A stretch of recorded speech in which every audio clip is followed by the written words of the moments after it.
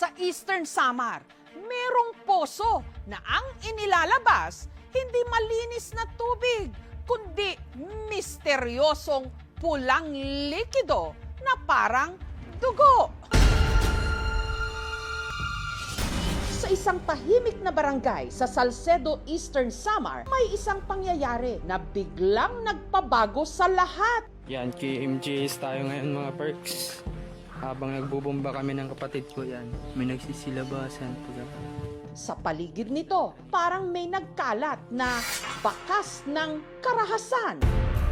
At ang mas nakakatindig balahibo, ang parang dugong ito nang galing daw mismo sa puso. Madalas po kami nag-iigib hating gabi at saka sa madaling araw.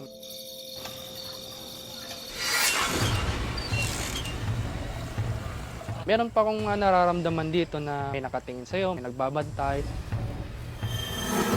Matay yung balahibo ko po.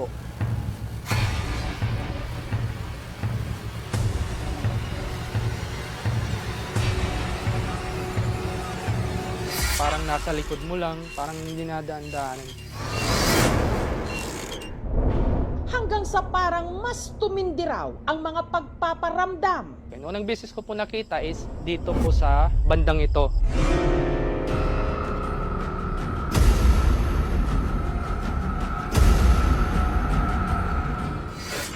Babae po, pale skin, puti yung damit.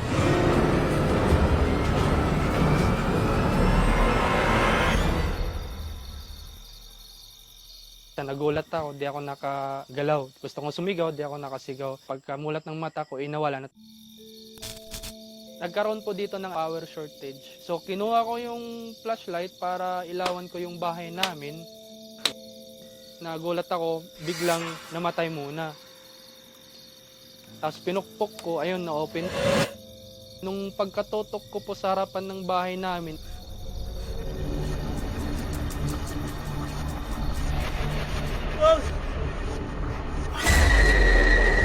andun na yun, nasa itaas na, lumulutang. Matulog ako, nakarinig ako ng mga footstep.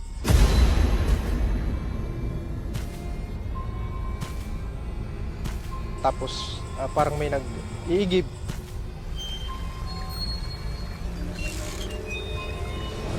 Sinubukan kong lumabas. Tapos tinitingnan ko sa labas, wala namang tao. Pakiramdam daw ni Amber ang di umano nagpaparamdam na kaluluwa sa puso. Sinusundan din daw siya. May babae dun sa likod. Sa litrato, makikita ang isa sa makaklase ni Amber.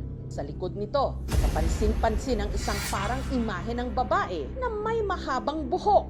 Nagulat din kami kasi kami lang naman nandun. May pagkahawig sila nung dito sa may boarding house. Ganon kasi ang ano niya, kalahati lang yung mukha na nakikita. May bumabalik ba sa lugar na hindi na dapat binabalikan?